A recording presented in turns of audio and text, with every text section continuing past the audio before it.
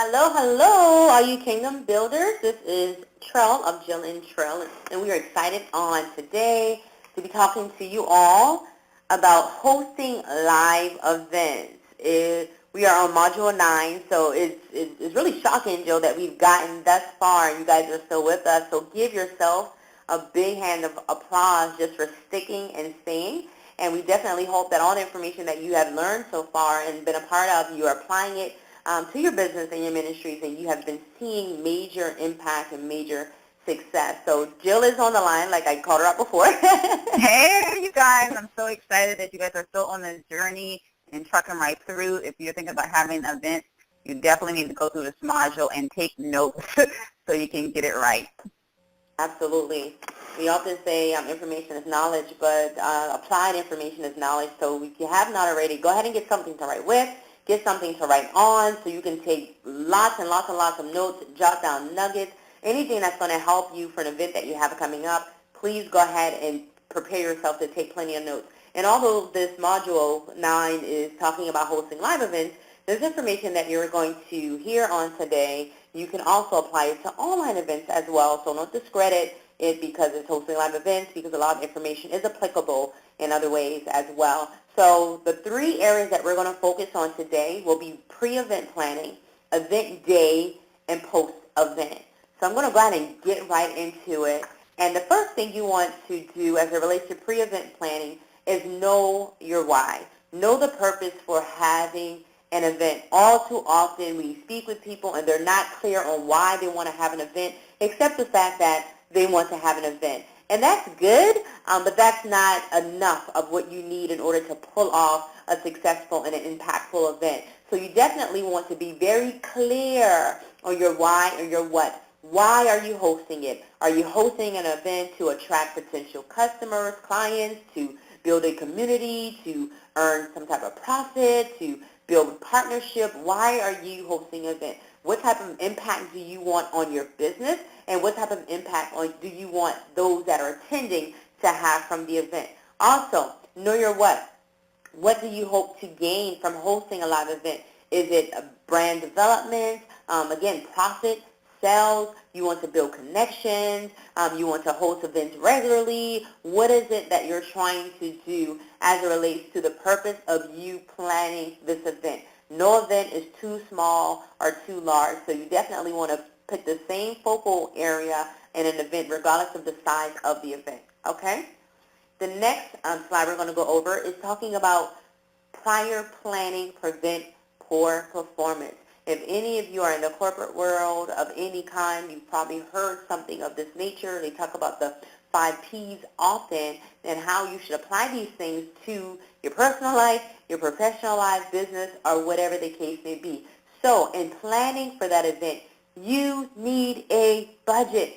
Jill and I talk to so many people, and they are maybe 30 days from having the event, and they don't have a budget. Or they have a budget, and they do not stick to the budget at all. They're just going with the flow. Whenever something comes up, they just pay it out of their pocket, whatever cost, whatever. They just have no idea of the number that they need to have in order to pull this off. So you want to establish a budget. When you say, I want to have an event, the next set of words that needs to be coming out of your mouth is, I need to establish a budget.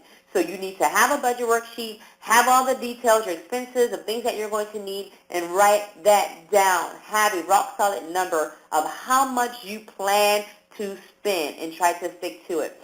Once you have that budget, you need to start thinking about funding. We talked about funding your mission in Module 5. So you need to start thinking about, okay, how am I going to fund this? Where am I going to get this money from? Am I going to fundraise it? Am I going to ask for donations, sponsorships, or whatever the case may be? But you need to know how you're going to pull it off. We do not recommend that you say, I'm just going to pay for it out of my pocket. Although we know that happens a lot of the times, especially for new organizations, ministries, and things of that nature. But that is not something that we recommend because it can definitely drain you financially, mentally, emotionally, and have a strain on your family, your church, or whatever the case may be as well.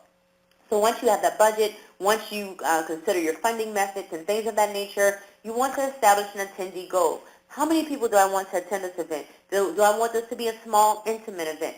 We have events where it's just small and intimate, a brunch and branding or something of that nature. Maybe like a small intimate group of 20, maybe 40 women. Whereas our Fabulous I Am conference is more of a massive event. It's women of, 100 to 200 type of women, a number of women. So you definitely want to have an established attendee goal. This is how many people I plan to have at this event.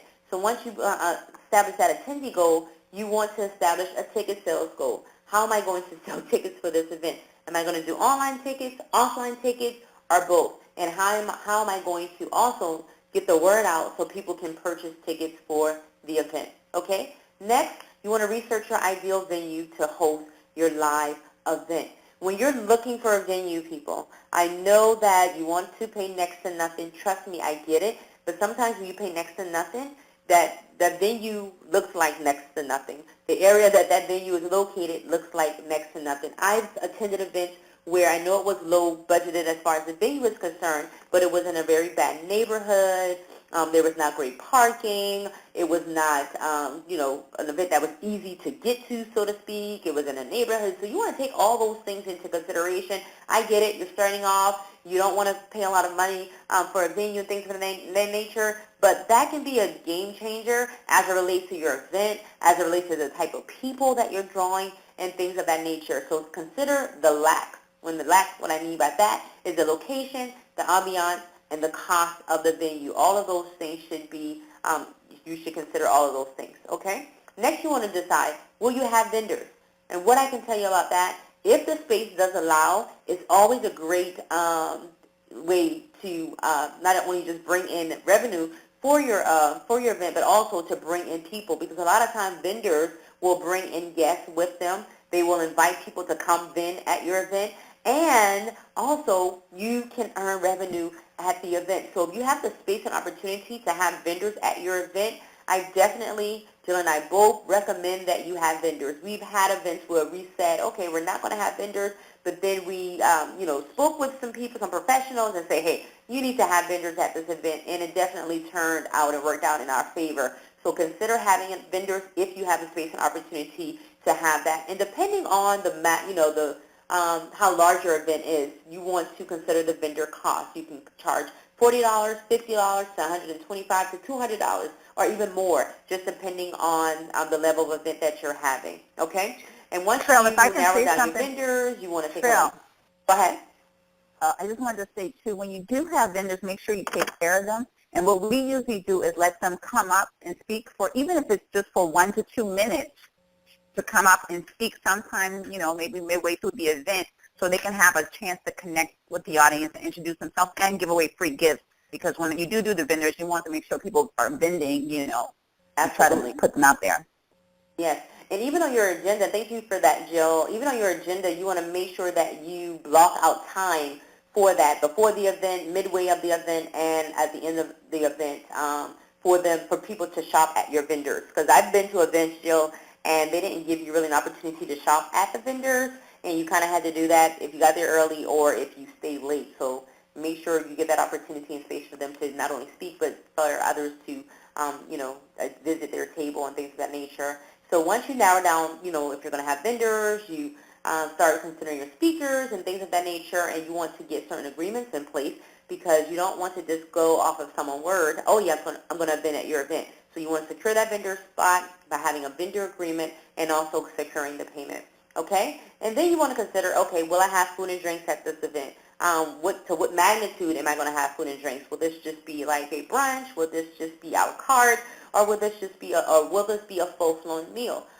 So you definitely want to think about that and seek sponsorships in order to get that. There's several small businesses or even major corporations or restaurants out here that will be willing to offer sponsorships. But again, you have to decide if that's something you're going to do, and you have to reach out to them in a certain amount of time frame. A lot of them do require 60 days, 90 days, 120 days before the event. So this is something you want to start planning early on, okay? And I talked about speakers just a little bit, but but you definitely want to narrow down who is going to speak at your event, if anyone. It may just be you if you are a speaker, or you may have a keynote. You may reach out to local speakers and experts and things of that nature. You also, with that, make sure you're putting that in your budget, because if you have a speaker that's traveling or that is going to charge you, that needs to be a part of your budget as well, okay? So let me say one thing about speakers, because sometimes you'll be paying speakers and sometimes speakers will be paying you. And it kind of really depends on who's doing the asking. If they're seeking out you, and depending on how large your event is, because I know when we attended one event, they said, hey, we have speaking opportunities, let us know if you're interested. We said, sure, we're interested, and they had it as sponsorships. So saying you want to speak at this event, you can get a breakout session for $500, main stage $1,000, $1,500. Now, people that you generally let speak on your stage is people you're seeking out to help you draw people in. You know what I mean? And sometimes they won't charge you necessarily a fee, and sometimes they will, but you may have to pay them a fee to bring them in. And obviously, if you have ministers, you want to give them an appropriate honorarium to come and speak. So kind of keep that in mind. Sometimes you're going to be paying them, and sometimes it may be appropriate for them to pay you, especially if you already have a solid audience that you know are going to attend that event, and it's like you're giving them a platform, then it may be called for them paying you, rather than you paying them. So it just depends. Absolutely. And here I have outlined the advantages and disadvantages of having guest speakers, because honestly, just to be blatantly honest, when you have a guest speaker, you have someone coming in, and especially if you're paying for that person to come in, you want to make sure that they're inviting guests to your event. You don't want to just have someone just to come because they're a good speaker. We have a lot of good speakers that are out here, but you want them to help you fill the room. So there are different advantages and disadvantages to having guest speakers, so make sure you outline those things, okay? One other thing, Trell, I wanted to burn in my heart to say on this. When it comes to people speaking to, you got to understand the purpose of your event. If this event is for sale, then when other people come on these stages, that's opportunities that you don't have to connect with the audience and to have the opportunity to gain your credibility with them. So you have to keep that in mind. If you're like, well, this is really not about sales, I'm just trying to get out here, I'm not a speaker, I'm not proclaiming to be a speaker and not have any products to offer, and that's one thing. But one of the reasons why people host these, annual events is so that they can spend 6-8 hours a day in front of their audience connecting, and then at the end they want to offer a program, whether it's a membership program like we do or some type of program that people could take advantage of, so it can make it worth the while of having the event, and also that you can generate some revenue during and post the event, for all the work that's went into it, and so you can better serve your customers at the end of the day, so they can have more longevity with you. Good stuff, good stuff. Okay, so that was a mouthful, Jill. Yes. So once you do that, you have your budget, you consider funding, you're going to have speakers and all that good stuff. Now you have to consider volunteers, because I can tell you, volunteers are a game changer for your event. Oh my God, we are learning this more and more as we're hosting more massive events, the importance of not only just having volunteers, but having the right type of volunteers. And size definitely does matter. So just depending on how big the event is, that depends on how many volunteers you're going to need. So let's say you have an event and you're expecting about 40 or 50 people to attend this event. You want to have at least 3 to 5 volunteers, because the rule is, I'm not sure if this is a rule, but our rule is you want to have at least 1 volunteer per 10 people. And then outside of that, you want to have maybe a volunteer that caters to the guest speakers, volunteers that cater to the host, a runner type volunteer, a volunteer that caters to the vendors, things of that nature. So there are different volunteers in different capacities, and we definitely do encourage you to have an assigned captain, so to speak, of the volunteers. So you're going to have the volunteer of the volunteers. So that Right. captain will make sure all of the volunteers are in order and doing everything that they need to do. I know in 2015, Jill, that's the first time we actually had a captain volunteers over all of our volunteers, and oh my God, it worked out extremely well. She did an amazing job just making sure everyone was in place, everyone knew what they needed to do. We didn't have to get called on or summoned for anything. She absolutely did an amazing job. So we definitely recommend start thinking about those people that you know will be great volunteers in different capacities. Frontline, backline, are they good with people? Are they good with children? If you're going to have children at the event, as far as the daycare center, Are they good with professional type people? Are they good, just different areas. You want to make sure that you have the right people in place. And you also can do like a gift test, so to speak, or, a test to see, like an assessment, not really a test, but like a questionnaire or assessment to see where they're good at, so you can make sure you place them in the right places, okay? You want to start thinking about uniforms for the volunteers, okay? How do you want them to look on the day of? Should they just come in their regular clothes? Should they come dressed up? Or do you have T-shirts or something that would be more uniform and also will help brand your organization or ministry for them to wear? I know for us, we normally have them wear a Detour Movement shirt, and they can wear jeans, any type of jeans or things of that nature. We normally sell like blue jeans so everybody can kind of be on that same page, but that's what we do, and it just looks better when you're taking pictures, and everyone knows who they are because they have the shirt on, they have name tags and things of that nature. Also, one thing that helped us a lot in 15 was headsets. And the headsets were good for the volunteers because they were able to communicate with one another and not have to pull out their cell phone, not have to yell across the room or whatever the case may be. So they had headsets and they were able to exchange communication that way. And I already really talked about specific assignments and things of that nature. So make sure you have the right people in place to do the right task, so to speak. Okay. So I'm going to throw this in there. You covered it pretty much, but I just want to make sure people are clear. If you're doing shirts, we usually have everybody wear the same colored shirt. Yes. Because, say, for example, we got Detour Movement, there's like 7 different colors. So usually the volunteer color is purple, or we have some distinctive color for volunteers so people can distinguish them from everybody else. Absolutely. Yep. Okay. So next on, we're going to talk about the audio, visual, and sound. Oh my God.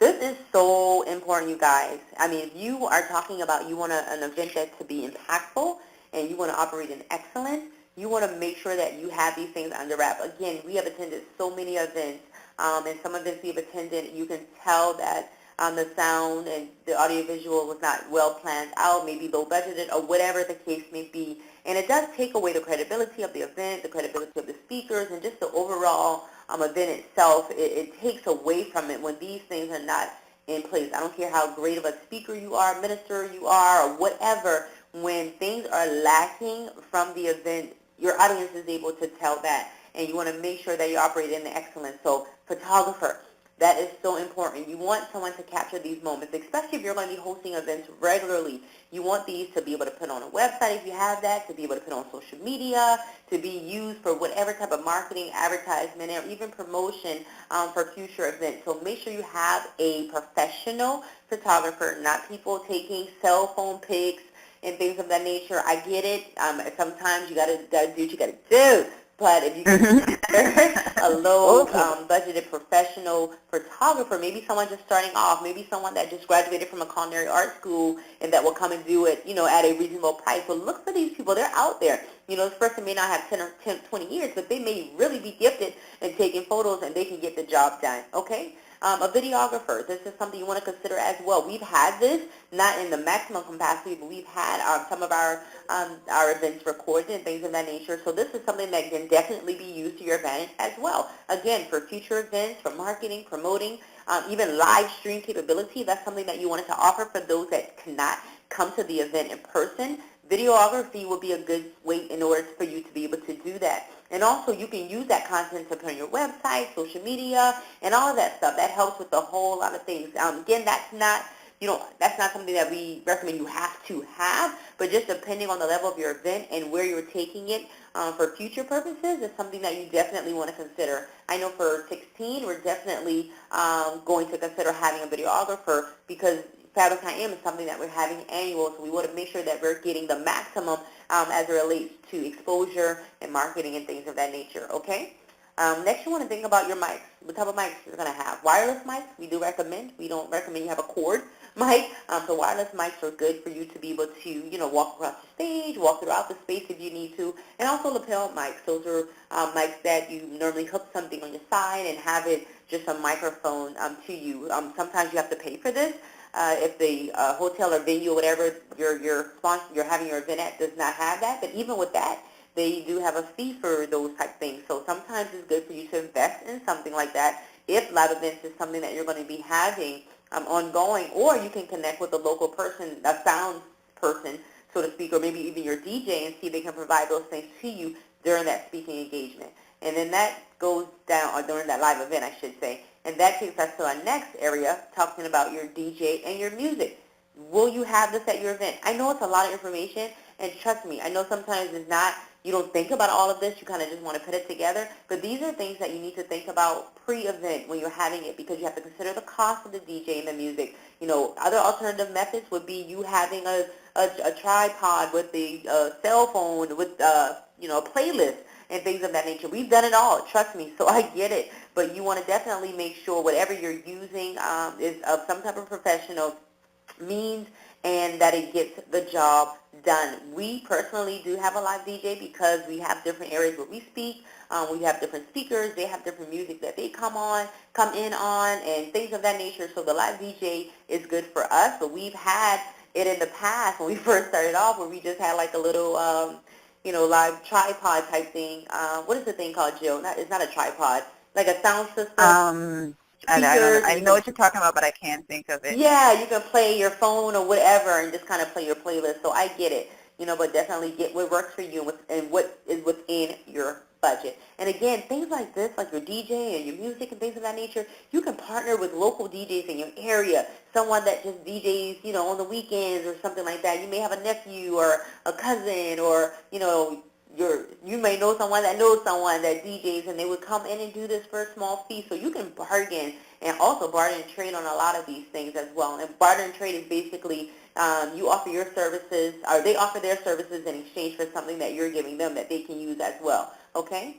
You also want to think about your podium and projector. Is that a necessity? Are you a person that speaks from the podium, or you can have free-flowing speaking? Will you need a projector? And if you're having your event at a hotel or any other establishment, a lot of times they charge for these things. So this is something that you need to consider. And I think we were shocked that one year we hosted an event, they were charging for the podium. I'm like, your podium should be free. But no, they charge. Okay.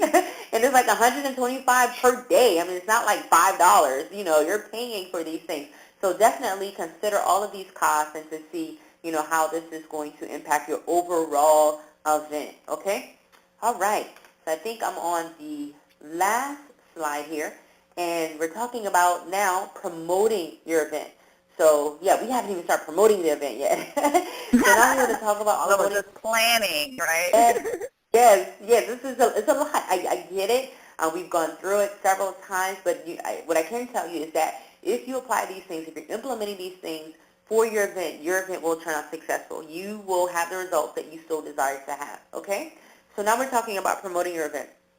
So you have to decide, am I going to promote my event online and offline? And what we recommend, regardless if you're having an online or offline event, you still want to connect with your online or offline community, vice versa. You know what I mean? You don't want to say, oh, I'm having an online event, so I'm just going to post on social media and blah, blah, blah. No, you still need to connect with those people offline, because they may be able to connect online for that event by way of phone conferencing, by way of webinar, teleseminar, or whatever the case may be. So you need to decide, am I going to have an online or offline, and how am I going to promote? Will it be online or offline? Online, again, will be via social media platforms, different event groups and things of that nature, taking advantage of ads. I know that Instagram and also Facebook does ads. I want to say Twitter is getting into ads too, if I'm not mistaken. So you want to take advantage of those things if it's going to be beneficial to your event. Also, YouTube videos. You can do YouTube videos, podcasts, Periscope, different things, just promoting your event, telling people, hey, this is what we're doing, this is why you should come, and this is how you get your ticket to attend this event. Website, make sure on your website, if you do have a website, you may have an alternate, a landing page or opt-in page or a blog spot or something, but you want to make sure that you're capturing your event on that page, on that site. So when people visit your site, they visit that page, they go read that blog or whatever, they see that you are hosting a live event and they're able to go and purchase those tickets, okay? Also, with promoting your event, you may want to connect with other people. May want to do like a joint venture, like a partnership with someone that may be in the same or similar business as you, that may have an audience of, 5,000, 10,000, I don't know how many ever people that can help you promote your event. And you can do this also by having a summit or a teleseminar, and that's basically when you do like a 5 days, 7 days, 14 days of calls, so to speak. They can be pre-recorded or live calls, and you're going to partner with people to come on those calls and talk about their expertise or whatever topics of discussion that will lead up to your event. And they will invite people not only to come on that call for that period of time, they also will be pulling people in to come to your event. And when you are partnering with people, as far as a joint venture is concerned, the people that are on your call should be the same people that are coming to your event, so you can make sure you're being consistent with that. And what we do recommend as well when you're promoting is to have a promotion team. Have people you hand-selected to help promote that event. That's, boots on the ground, them out, out at the shopping malls, out at restaurants, out at churches, or whatever your event is. You want to make sure that they're in those areas, handing out flyers, telling people about your event, inviting people to the event by way of their social media handles and things of that nature. So that promotion team will help you be able to get the word out for your event as well. When you're promoting One thing offline, I want to add, Cheryl, on online, you mentioned websites and opt-in pages. Depending, this is like an annual event for you and it's going to be going on for some time, we definitely encourage you to have an autoresponder set up.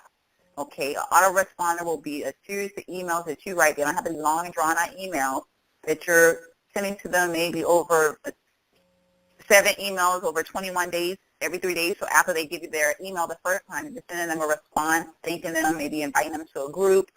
Perhaps we can even give you guys a sequence for an autoresponder that you can use because, before people buy from you, you got to have like 8 to 10 contacts.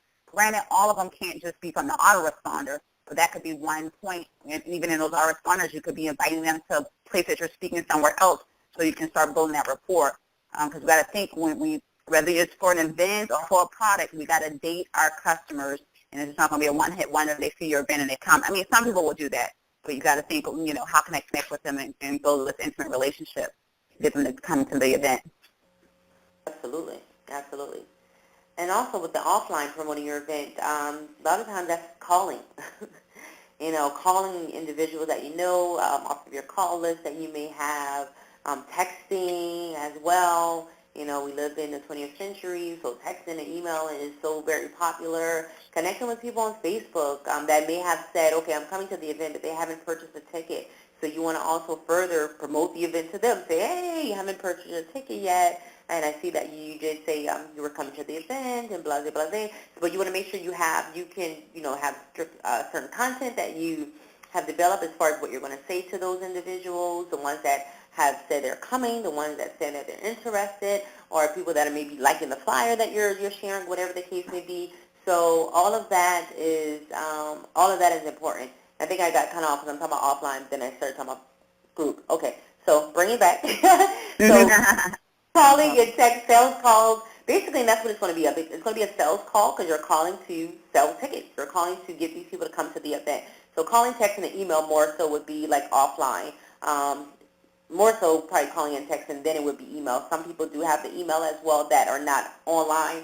But online, when I talk about online, just focus more on the social media online. Not so much they don't have email access. They just may not be on social media, okay? Offline also would be networking and also vending at events. A lot of times that's how you get people to come to your event. And anytime you have an opportunity to vend, we do recommend that you also have opportunity to speak 1 to 3 minutes to tell people what you do, what products you have and things of that nature, because that's more of a buy-in not only for the product and services that you're offering, but when you have upcoming events, people will be more in tune to, wanting to hear more coming to the event. So that's another way to promote the event when you're networking at different events, or even vending at different events, or even speaking at different events. Because when you take speaking engagements, you can definitely sell your event from the stage, so to speak, or tell them like, hey, I have an event coming up. You can register at the back, or whatever the case may be, or even the host may help you with promoting that event from their stage as well. And offline, again, it can be like emails and also newsletters that go out, and even official newsletters that go out. I know we send those out every quarter, so individuals in our community that are not necessarily on social media will also know what we have coming up, in the upcoming months. So those are just a few ways of how you can promote online and offline. Absolutely. And that takes us to the event day. So on the event day, let's see what's happening. So this is day of checklist. But, you'll notice as we go through, you want to have this done before the event day so it could be ready on the event day. Kind of like we like to say, you don't want to be you want to stay ready so you don't have to get ready. So even something as simple, which is, really a big deal, is your apparel in which you wear. Your wardrobe matters. So if you wake up that day and you're like, I don't know what I'm wearing today, that means there was some lack of planning. Okay, and it should not be that. If you're hosting an event, you want to have a strong presence when you come on stage. You're going to be the center of attention. Let's face it, the reality is people look at the outward appearance. We know God look at the heart, but people are going to be looking at your outward appearance, and it's important that you put the time and attention into that. I got to think oftentimes, I plan everything. Like I try to. My glasses, my hair, I try to have my hair done like 2 days before. I decide if I want any hair colors or whatever I'm going to do. Am I wearing detailed movement apparel? Am I wearing a dress? And I know Trell, she really goes in with this. Sometimes she's had things made, and really put time and attention, maybe as early as 30 days out, Trell, 2 to 3 weeks out. Yeah. Kind of planning your wardrobe and knowing exactly what you're going to wear. Your eyeglasses, if you wear glasses, accessories, you may want to get a special piece, a bold piece to wear around your neck, earrings, bracelets, all of that. And Trell already talked about the volunteers, making sure they're coordinated with the same color shirt or whatever thing you want them to have. The next thing is room setup.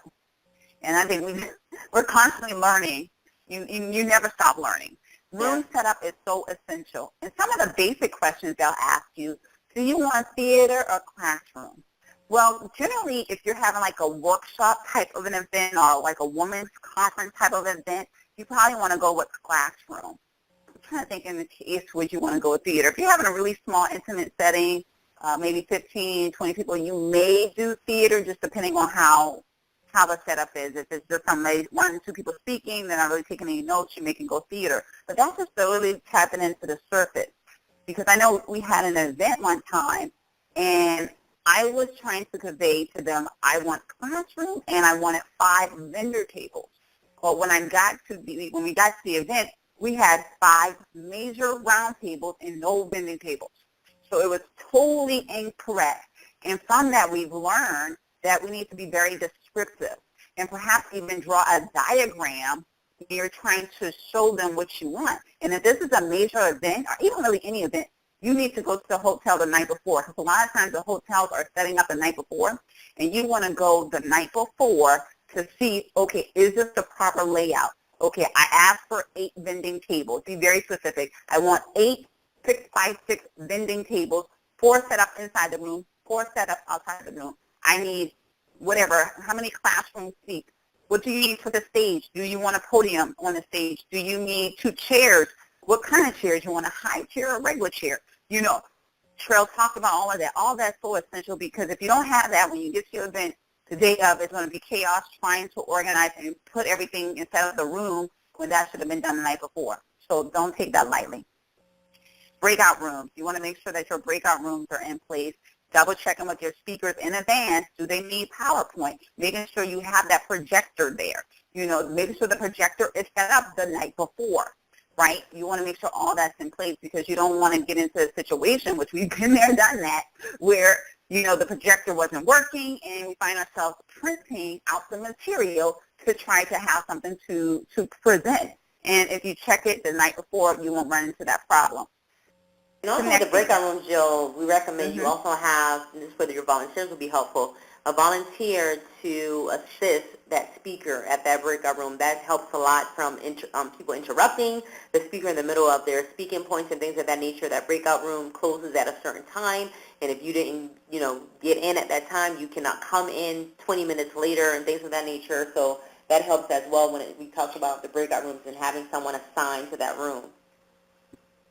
Absolutely, absolutely. And, you want to have a greeter. A greeter in the front where registration is. If there's somebody in the registration, is 1 or 2 people greeting, hugging, making sure they're, friendly and a smiling face. And one thing we didn't mention earlier, but I think this is a good point, we need to mention it now. When you're talking about your greeters and other volunteers, you need to make sure you have a training for your volunteers. Don't make the mistake to think, oh, they know my mission, they've been working, they've attended events before, they know what is required for volunteers, because it's not necessarily true. We had a situation when we had volunteers that came and volunteered, and the first thing they did was start eating and doing a lot of other things, but they were being distracted, and they didn't really know the proper protocol of how we expected them to behave. So I shouldn't say behave, but how we expect them to represent our organization, right? Because you have a brand to protect, and you can't be trying to train your volunteers on site. If it's a major event, recommend 48, 72 hours before having a training for your volunteers so they can know where they need to be in place. Next thing is talking about the content delivery. This is what you're going to be talking about. Now, again, this is why Charles spent some time talking about what is the purpose of your event. Because if the purpose of your event is to generate revenue, you need to be very strategic and intentional about what content you deliver. For example, at our Fabulous I Am conference last year, we said, okay, the first year we kind of did that community, just serving, and we weren't looking for anything back. We just kind of put it out there. Last year we said, okay, we're in business to stay in business, and we got to sustain ourselves, so we got to find ways to generate revenue to keep this thing going. So when we presented content, we essentially created the Kingdom Builders program, and we took a module from the program, and we presented that on stage, and we seated the whole time, which is a whole nother training talking about selling from the stage. But, that's going to depend. What am I trying to do? Because people try to sell things from the stage, and they just say at the end, oh, by the way, I'm selling this product, and nobody knows anything what they're talking about. You have to really see that thing and say, hey, we have this program, the Kingdom Builders program. This is actually a module. This is actually a module from the program, module 2, and we're going to go through it at the end. If you think this is something you like and you want to learn more, speak with me in the back about that.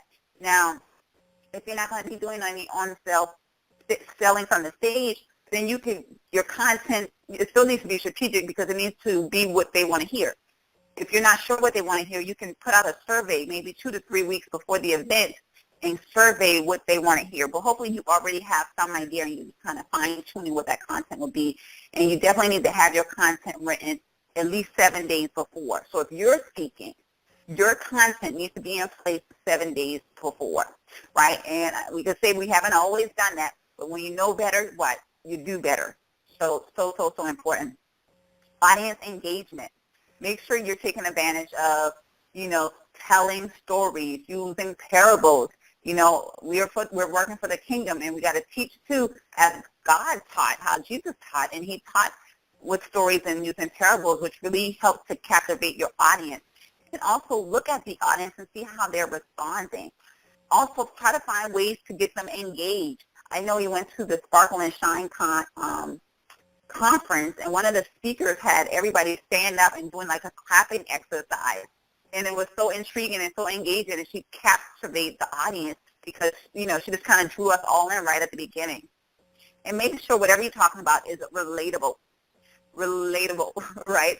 So if you're used to speaking to women and you have a co-ed event, you're going to have to change your language to make sure you're including everybody in the room. And then lastly, but definitely not least, is your time management. How are you managing the time for that event? If they give you, whether you're hosting an event or not, but if you have 45 minutes to speak, you need to make sure you use that 45 minutes wisely and not go over. You need to have a timekeeper. What we do is get timers, I think it's maybe 30 minutes left. No, I don't think we do that for all, but 15 minutes, 10 minutes, 5 minutes, 2 minutes, time's up. From 20 minutes down, every 5 minutes, and then at 2 minutes, you give them maybe a 30-second warning, and then a stop so they can know. Some people will time themselves, but some people don't. And you need to let them know up front how much time they have, any speakers, and then have a timekeeper in each room, in the main room and the breakout room, so people can stay on track. Okay, so day of social media. I'm going to tell you because, like I said, we've hosted, I think it's close to 15 events now. And if you don't make social media an intentional thing that you incorporate on your agenda and in your presentations, the likelihood is you're going to forget. You're going to forget. I think the brunch and branding, we've been most successful, the one in Charleston, we were most successful with social media engagement.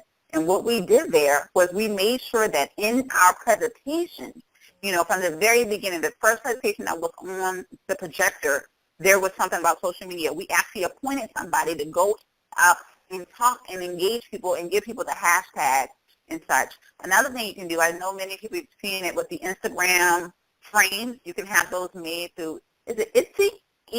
E-T-A-S-Y. I'm probably butchering that because I think you guys know what I'm talking about. E-S-T-A-Y, something like that. They can make those signages. Huh? You saying Etsy? I think that's what it is. Yeah, maybe it's spelling it incorrectly. But Etsy, they can make those banners for you, and you can get an Instagram one with your organization, Girl Talk Movement, LLC, or whatever your organization is, and you can have people take pictures with that, posting it on social media with your professional photographer photos, and they can do their own selfies, but you can use that on your website and things like that too. Having your banner, and guys can give you who we use to get banners, but you can get what they call those step and repeat banners, which is when you see people have like multiple logos printed several times on there, kind of how like we have, I think it was on the first page of this presentation, actually when me and Cheryl was saying it, in front of a step and repeat banner.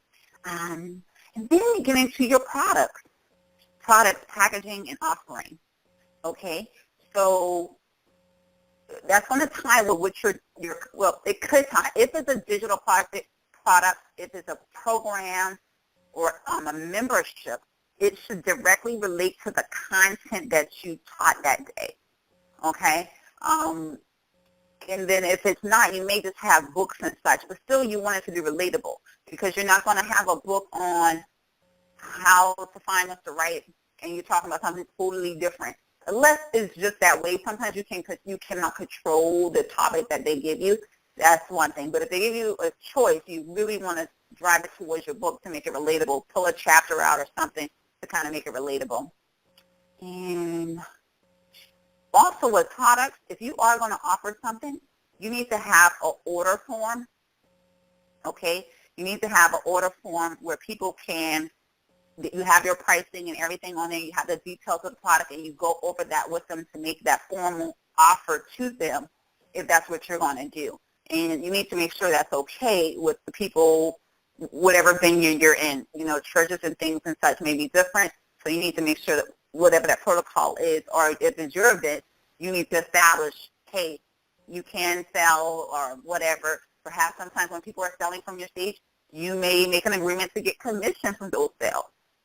So just depending. So if they're asking you to come to your event to speak to your audience of 150 people that you spent 9 months, reeling in, they may give you a commission for the sales they make at that event. And again, we've experienced both sides. We've experienced having to pay a commission to participate in someone's event. Good stuff, good stuff, good stuff. Man, I hope you all have a notebook full of notes or a few pages by now, because we definitely have shared a lot of information, and it will help you. I'm telling you, we often hear that the best experience is the one that you experience yourself, and that could be true or not, just depending on the situation. But I definitely know for us, it has taught us a lot as far as hosting events, hosting a successful and impactful event. All of the stuff that we're teaching you, we implemented. We still continue to implement. We still continue to grow and get better so that we can see the results that we desire to see as it relates to our events. So good stuff, good stuff.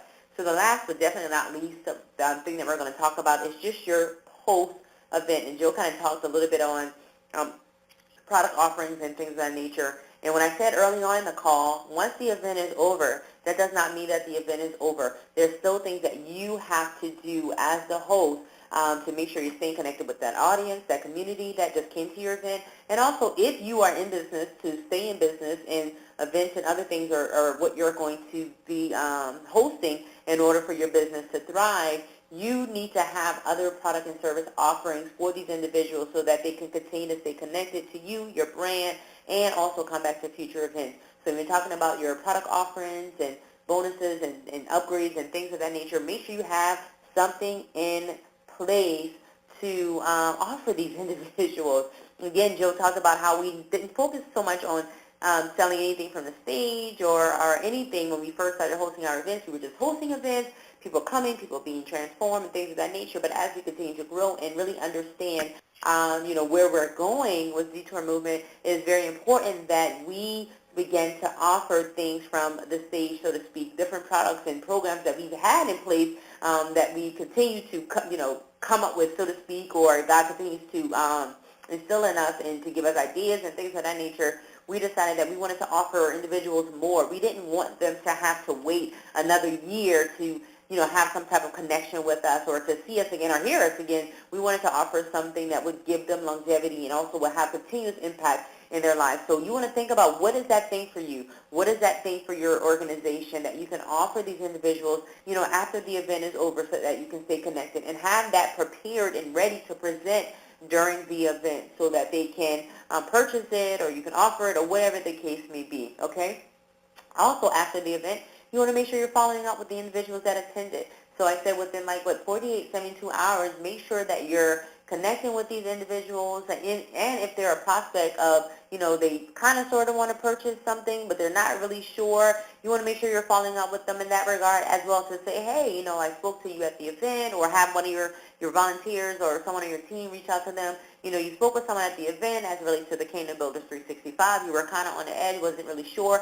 Are there any additional questions that I can answer for you? How can I serve you even more to let you know if this is a good program for you? And that may not be the program that they need. They may need something on a smaller scale. They may need something of a different variation. But at that time, when you're following up with these individuals, that's the time for you or whoever that person is on your team to decide if that program is what they need. And also following up is just following up with the individuals that attended, as far as, reaching out to them and thanking them. You do this from the stage as well, at the end of the event. But it's also good to say, hey, in a few days, thank you for attending the event. Look out for the next one, or whatever the case may be. So definitely keep in contact with your audience and make sure that you're staying connected. That's what it's all about. Just continue that relationship. You don't want it to be just a one-night stand, so to speak. You want to continue that relationship. And then also the product delivery. So if it is something that's online, like the Kingdom Builders is an online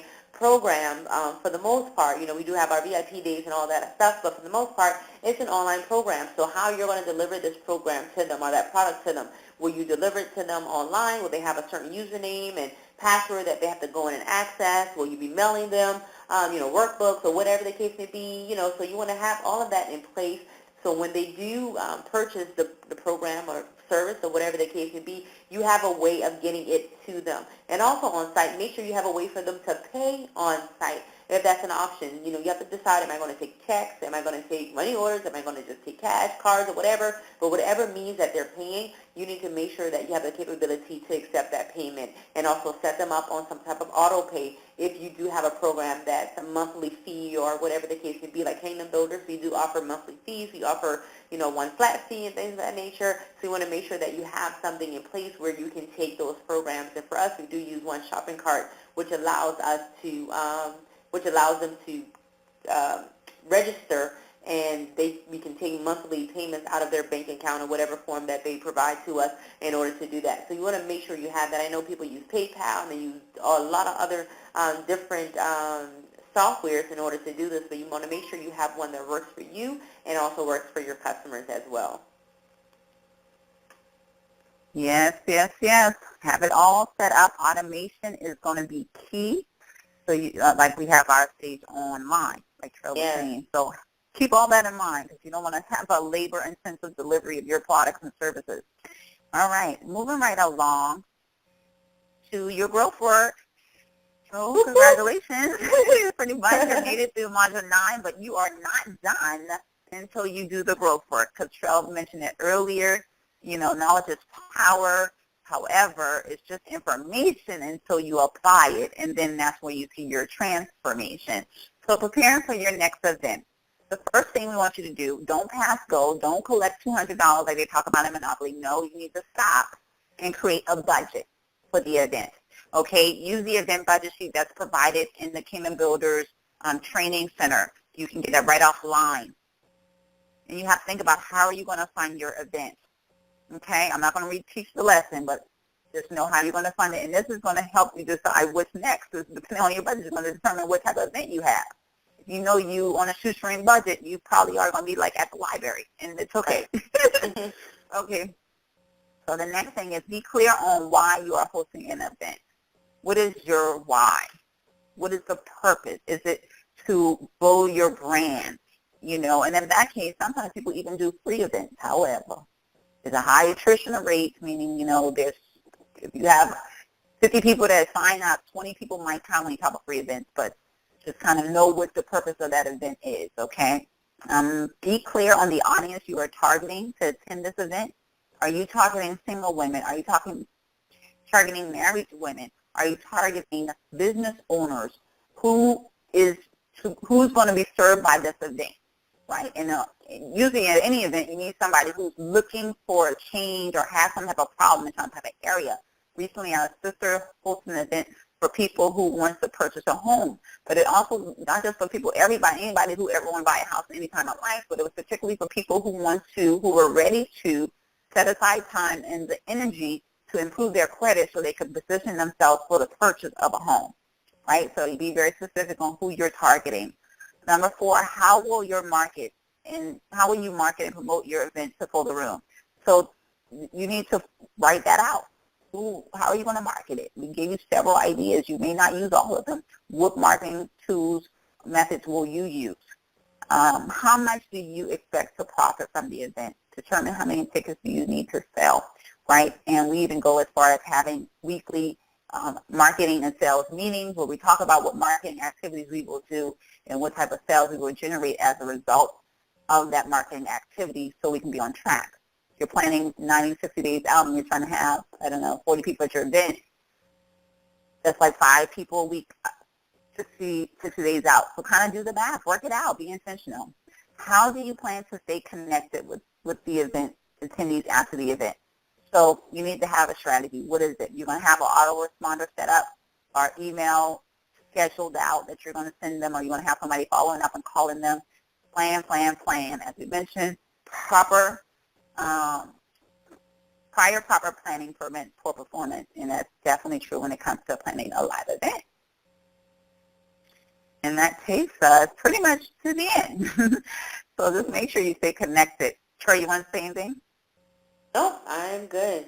Great call. Okay, make sure you guys stay connected. We have a blog. You can check out the blog. A lot of things on the blog about spiritual, relationship growth, personal growth at detourmovement.blogspot.com, or really, it's just jilliantrail.com. You can just access it there, or you can access it on our website at detourmovement.org. And also spend some time on the Kingdom Builders membership page, on Facebook, and engage with us. I've been doing different times throughout, depending on when you're hearing this.